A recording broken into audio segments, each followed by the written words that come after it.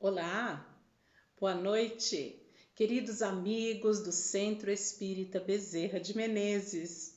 Como vocês estão? Espero que bem. E aí, estão preparados para mais alguns minutinhos de reflexão a respeito dos ensinamentos do nosso Mestre Jesus? Que bacana, né? Esses instantes são tão enriquecedores para nós, não é mesmo? Para começar, como é do nosso costume, nós vamos rogar a Jesus, Senhor das nossas vidas, que esteja conosco, que nos abençoe, que nos oriente, nos esclareça, nos ensine sempre, porque é na presença dele que nós desejamos estar, não somente agora, mas em todos os momentos das nossas existências, né? E agora que nós já chamamos o Mestre, Jesus, vamos iniciar o estudo dessa semana e eu gostaria de lembrar a vocês que esses minutos rápidos de estudos que nós fazemos aqui, né, semanalmente, são pequenas amostras de estudos maiores que nós realizamos na Casa Espírita também, né? Afinal de contas, nós estudamos lá os ensinamentos de Jesus Cristo, porque sim, nós espíritas somos cristãos, nós temos Jesus como o nosso modelo a ser seguido, como o guia que conduz as nossas vidas. Então, primeiro, antes de qualquer outra coisa, o espírita é cristão, tá?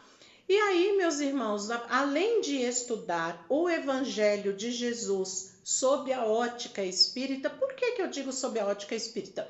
Porque o Espiritismo, ele, além de nos recordar os ensinamentos de Jesus, como Jesus disse, né, quando esteve aqui entre nós, ele também nos ensina coisas que vão um pouco além do que foi dito. E Jesus disse que novas coisas seriam ensinadas pelo Consolador, pelo Espírito da Verdade. E é isso que o Espiritismo faz, né?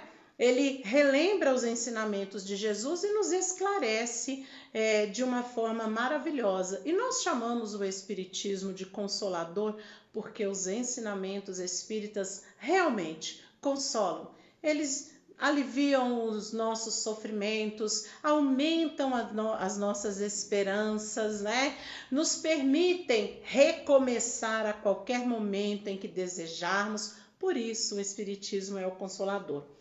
Mas hoje eu gostaria de conversar com vocês, meus irmãos, a respeito de uma passagem do Evangelho que ela é encontrada também em Mateus, capítulo 8, versículo 18, que é aquela passagem em que Jesus acalma a tempestade.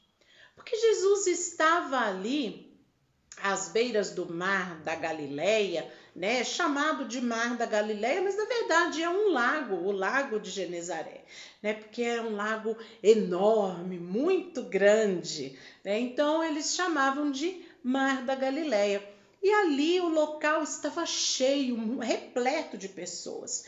Então Jesus convidou aos discípulos para entrarem no barco e irem para a outra margem. Então foi exatamente isso que Jesus falou: passemos à outra margem.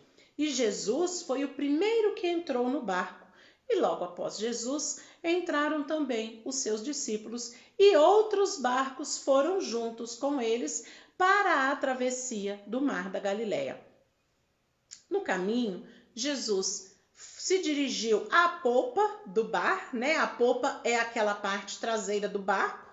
E Jesus aproveitou para descansar e ali ele acabou adormecendo. Só que começou uma tempestade enorme, muito forte, com ventos violentos, as ondas estavam quase engolindo o barco e os discípulos de Jesus se desesperaram, ficaram com muito medo. Então, eles diziam assim, mas será que ele não está se importando? Será que ele não se preocupa se nós morreremos ou não? E com aquele questionamento e aquele medo, acordaram Jesus: Senhor, nos salve, nós vamos morrer. Então Jesus se levantou e ordenou que o vento e o mar se acalmassem. E assim aconteceu. Então os discípulos, vendo aquela obediência, né, das forças da natureza à determinação de Jesus, eles comentaram: mas quem é este que até o mar e o vento lhe obedecem? Ficaram assim, curiosos, né, e diante do poder de Jesus. E esta passagem, meus irmãos, ela serve para nós de uma grande, perfeita comparação. Porque esse barco nós podemos tê-lo como nossas vidas, né? O barco é a nossa atual encarnação. Nós entramos nesse barco e aí estamos ali, né, fazendo a nossa travessia, caminhando por esta encarnação, por esta vida de agora, como nós somos, mas a caminhada, a travessia não é tão tranquila quanto nós gostaríamos que fosse. Nessa travessia surgem a grande tempestade que vem trazendo ventos fortes, ondas gigantescas, e a gente fica com medo. Com medo de quê? De que o barco da vida seja destruído por essas tempestades. Assim somos nós, diante das situações difíceis da vida. E muitas vezes nós achamos que realmente iremos sucumbir. Nós achamos que realmente nós iremos naufragar, porque são tantas as tempestades que enfrentamos, né? São tantos os problemas que enfrentamos que, como que um vento muito forte, nos empurram para situações que às vezes nós nem gostaríamos de estar vivendo. Mas nesse momento, meus irmãos, em que esses problemas, essas tormentas, essas tempestades vêm nos assustar, é o momento em que nós devemos fazer aquilo que os discípulos fizeram. Eles recorreram a Jesus. E é o mesmo que nós devemos fazer. Recorrer a Jesus. Senhor, acalma a tempestade. Ou então, se o Senhor não achar que acalmar a tempestade vai me ajudar, então me dê forças e coragem para que eu próprio possa vencer essa tempestade. Vocês estão compreendendo, meus irmãos? Agora, Jesus, ele chamou a atenção dos discípulos, porque o que ele viu ali nos discípulos foi falta de fé. Sabe por que Jesus viu falta de fé? Porque Jesus disse assim: passemos para o outro lado. Eles iriam passar. Se tivessem acreditado na frase que Jesus disse a eles, eles teriam segurança, tranquilidade e saberiam que tempestade nenhuma seria capaz de fazer naufragar o barco em que Jesus estava nele. Então, meus irmãos, é assim que nós devemos refletir quando as tempestades da vida vierem nos assustar. Nós devemos nos lembrar que no barco da nossa atual encarnação, Jesus está presente, porque ele disse isso. Ele disse: eu estou sempre convosco. Ele não disse eu estarei, ele disse eu estou. Por quê? Porque é presente, porque em todos os nossos dias Jesus está presente. E se por um acaso a gente sentir, porque somos frágeis, né? A gente sentir medo, a gente sentir insegurança, né? A nossa fraqueza, a nossa fragilidade ali diante das tempestades da vida, vamos recorrer a Jesus. Façamos uma pausa, né? Façamos uma pausa e olhemos para o lugar de onde saímos, para a popa do barco onde Jesus se encontrava dormindo. Vamos ver em qual momento da nossa caminhada nós deixamos Jesus para trás. Vamos refazer esse caminho, nos encontrarmos novamente com Ele e caminharmos a partir dali de braços dados com Ele do nosso lado. E eu tenho certeza que cada um de nós, pensando bem, analisando bem, vai saber exatamente como caminhar durante a sua vida com Jesus do seu lado. Mas isso é muito individual.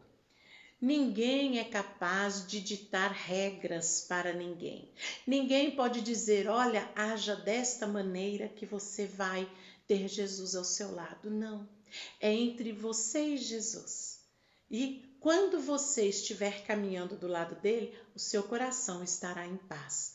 Tempestade nenhuma irá fazer com que você tema, porque você sabe que no seu barco Jesus está presente. Essa é a reflexão dessa semana.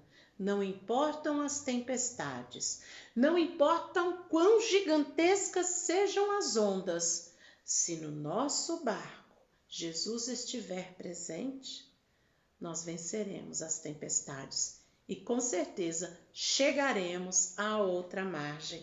Tá ok, meus irmãos? Então vamos refletir sobre isso. Vamos levar esse ensinamento para as nossas vidas. Vamos deixar de trazer as lições apenas aqui, mas fazer com que essas lições façam parte das nossas ações, das nossas palavras, das nossas vidas, tá? E eu gostaria de fazer um convite a vocês que participem das nossas palestras públicas todos os sábados, pontualmente às 19h30, lá no Centro Espírita Bezerra de Menezes, que fica na Rua Sinfrônio Miranda, número 74, no bairro Esplanada. Tá? Se você deseja conhecer mais sobre o Espiritismo e entender como é que nós seguimos e servimos ao nosso Cristo, ao nosso Mestre, nós estamos com as portas abertas para acolher e para orientar, né, explicar cada um de vocês, tá bem?